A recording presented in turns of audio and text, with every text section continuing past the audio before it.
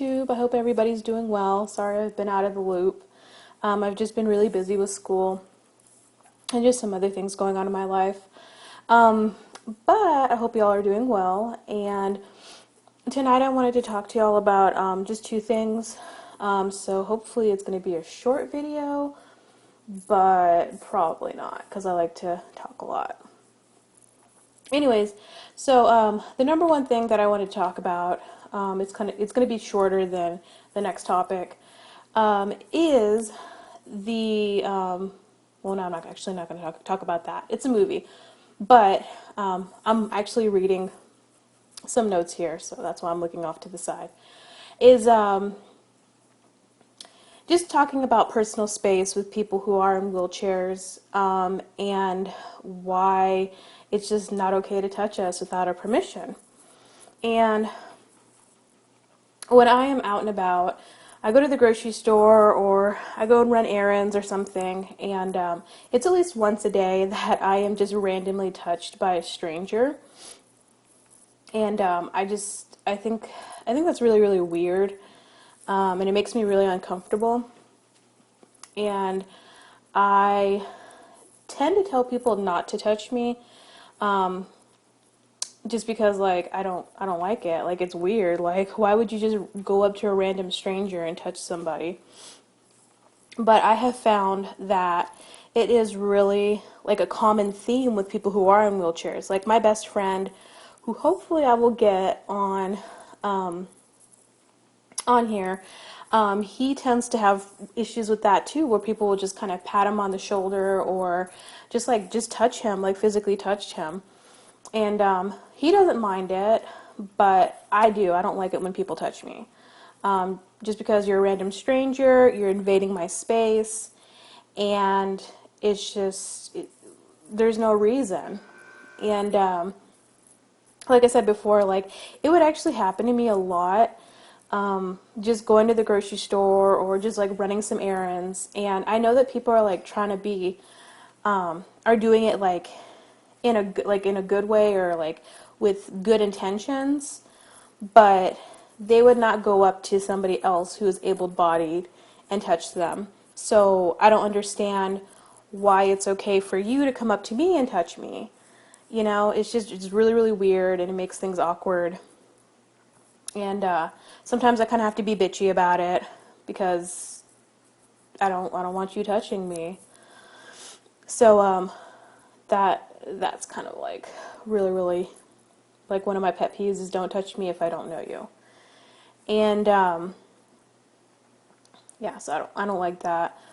But the other thing that I was reading on themighty.com, it's this website. I'm not exactly sure what it all entails, but there's a specific writer who writes a lot of articles about being disabled and issues that she has with it.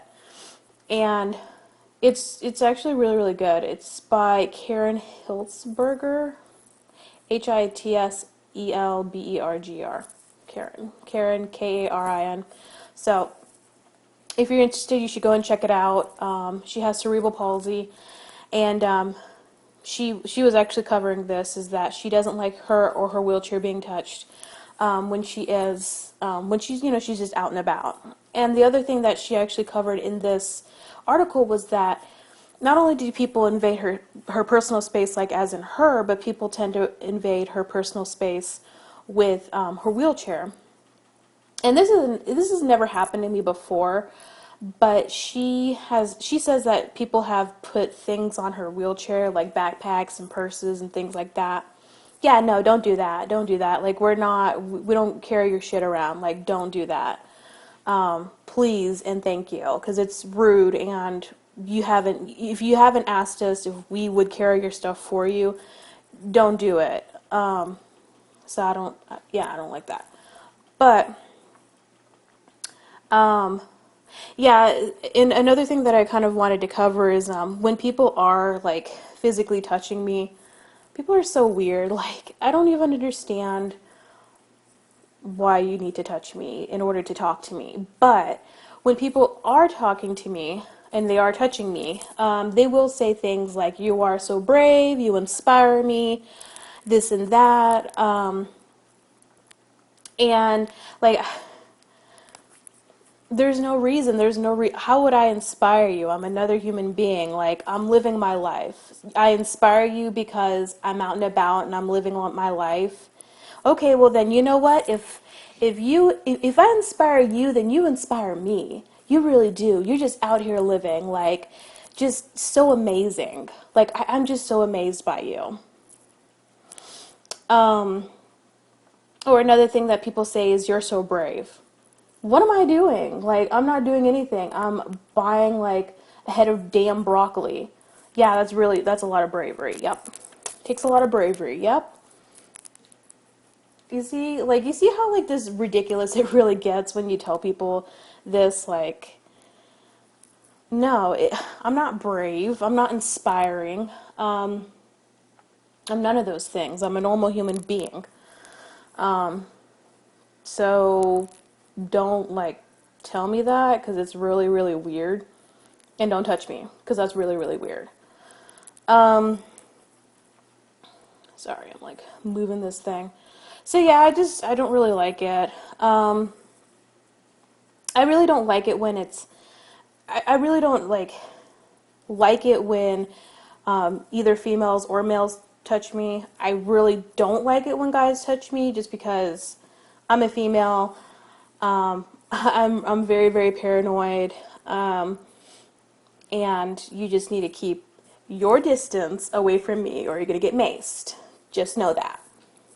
Sometimes, like where I live, like I live out in the hill country, and there's like a lot of older people here. Like literally, this area is like a retirement, like county or city or whatever. And there's like a lot of old people who tell me like I'm inspiring. Like y'all, one time, my name is Natalie, okay? One time, this is how small like the hill country is where I live. One time I was at HEB, and I had this woman come up to me and she was like, "Hey Deborah," and I was like who? Like who are you talking about? And she thought I was this woman named Deborah because I was in a wheelchair and she was in a wheelchair. And I highly doubt I looked like whoever this person was talking about. Like she was just like weird. And I just kind of like looked at her and I was like, "What?" And she was like, "Isn't your name Deborah?" And I'm like, "No, no, my name is not Deborah. Be gone." So that was like really, really weird. Like I didn't like it. So yeah, like, oh my gosh. But other than that, yeah, other than that, I just kind of wanted to talk about that. Of course, like people who are acquaintances, or not really acquaintances, but people who are my friends or family, like, of course, I'm gonna like hug my family and my friends. Like, I don't mind that because I know you, but if I don't know you, there's no point in you touching me. You can talk to me, but don't touch me. Like, there's no reason. But yeah, so with that being said, I'm going to move on to the next topic, and this topic is a little bit more tedious just because of it's a bit controversial, but at the same time, like the disabled community is pissed. It is very, very pissed with the situation going on with this particular movie. And this movie is called Me Before You. I'm sorry, I just ate. But it's called Me Before You. And basically, how this movie is set is it's set where, or like the theme or whatever of this movie is that the guy is disabled. He was disabled in a car accident, and I believe he was like a paraplegic, but he has a motorized wheelchair, and apparently like he was going to have this assisted suicide, but he was asked to like wait a few months before he had the assisted suicide, and he he meets this woman can't speak today. He meets this woman named Lou, and he kind of like creates like a relationship or a bond with her, and in the end, like he goes through with the assisted suicide. And the reason why the disabled community is so pissed is because, and I know this is based off a book, so yeah, I know it was based off of a book, but the reason why the disabled community is so pissed is because they think that the ending could have been different. They think that the guy could have lived out his life as happily as he wanted. And for him to say, for the theme to be live boldly, and then for him to go ahead with the assisted suicide instead of living happily with the rest of the way his life is going, it's a lot of hypocrisy. Why would you live boldly, but then, and you're completely happy with the situation, but then decide to end your life? That's literally hypocrisy. Like, you're saying one thing, but then you're doing another. And it's not only the hypocrisy that's going with it in the movie, it's also the fact that it's telling people who are disabled that we really can't be happy with our lives, the way our lives are going, and that our lives really aren't worth living. And that's why the disabled community is very, very pissed. And I agree with it. Like, I feel like the ending could have been different. Again, I know it's based off of a book and they were trying to go off of the book. But at the same time, I feel like they could have definitely ended the movie in a different light. But whatever, it's the director's movie and it's the author's book and it's their plot. And if they wanted that, they can go ahead and do it. But it's sending out a really bad message to people who are disabled, and really people who